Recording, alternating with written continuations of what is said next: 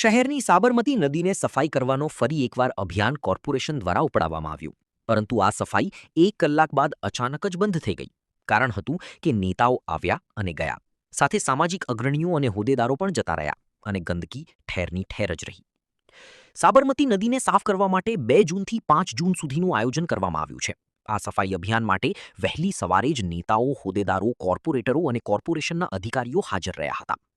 ઋષિકેશ પટેલે સફાઈ અભિયાન શરૂ કર્યું અને 1 કલાક જ આ સફાઈ અભિયાન ચાલ્યું.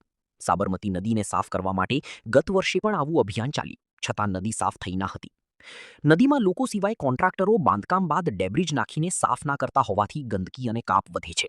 મંત્રી ઋષિકેશ પટેલે સફાઈ અભિયાનને ઘરે ઘરે લઈ જવાની મુહિમ ઉપાડવાની અપીલ કરી છે, પરંતુ કોન્ટ્રાક્ટરો સામે કાર્યવાહી કરવાની વાતોનું ગોળ જ જવાબ આપવામાં આવ્યો હતો.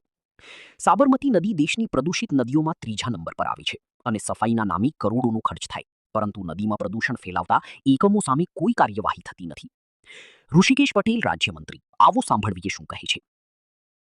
સાબરમતી નદીનું અભિયાન વખતો વખત એનજીઓઝ, ભારતીય જનતા પાર્ટીના કાર્યકર્તાઓને જેમને સ્વચ્છતા માટેનો માન અને સ્વચ્છતા પ્રત્યેનો પ્રેમ છે અને પ્રધાનમંત્રી મોદી સાહેબે ભારતના લોકોનો સ્વભાવ સ્વચ્છતા સાથે વણી લેવા માટેની જે આહ્લેખ જગાવી છે ને, જે અપીલ કરી છે, સ્વચ્છતા માટેની વ્યવસ્થાઓ સરકાર ઊભી કરી શકે, પણ સ્વભાવ બનાવવાનું કામ એ લોકોએ જાતે કરવું પડે.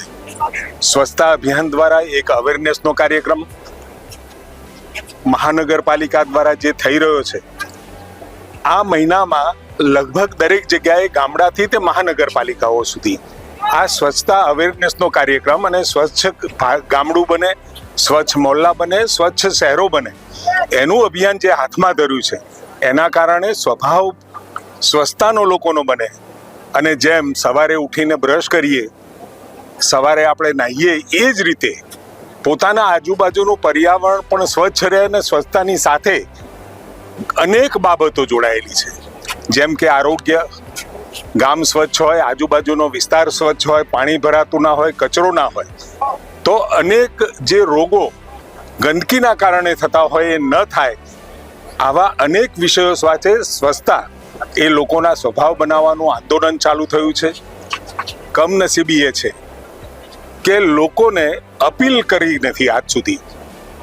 આઝાદીના આટલા સમય પછી પહેલી વખત નરેન્દ્રભાઈએ શૌચાલયની વાત કરી, સ્વચ્છતાની વાત કરી, અનેક વિષયો, વૃક્ષો વાવવાની વાત કરી, અનેક વિષયો સાથે લોકોને જોડવાનું કામ કર્યું છે. એના કારણે હરિયાળી વધવાનું, વૃક્ષો વાવવાનું, પાણી બચાવવાનું, ઇલેક્ટ્રિસિટી બચાવવાનું, અને હવે આજના સાંપ્રત સમયની અંદર પણ કરકસરથી પેટ્રોલ, ડીઝલ અને ઉર્જાની બચત કરવા માટેની અપીલ પણ કરી છે. એટલે લોકો એક એવું નેતૃત્વ આપણને મળ્યું છે કે જેની એક અપીલથી લોકોને લાગે કે મારા દેશ માટે કંઈક કરવું જોઈએ, અને એ કરવા માટે લોકો સ્વયંભૂ જાતે જોડાતા હોય છે. આજે લગભગ 4 થી 5 હજાર જેટલા કાર્યકર્તાઓ જેમના મનની અંદર સ્વચ્છતા છે, અને સાબરમતી નદીનો આ જે તટ છે એને સાફ કરવાનું બીડું લોકોએ જાતે હાથ ધર્યું છે. અમદાવાદ કોર્પોરેશન, મહાનગર એમાં સહયોગી થઈ રહ્યું, પરંતુ આખા રાજ્યની અંદર પણ દરેક જગ્યાએ આ પ્રકારના કાર્યક્રમોથી સ્વચ્છતા स्वभाव बनावानु एक आंदोलन बने एना माटेनो प्रयत्न। ऐसे ही अन्य खबरों के लिए चैनल को सब्सक्राइब कीजिए। खबरों का नोटिफिकेशन पाने के लिए बेल आइकॉन को जरूर दबाएं।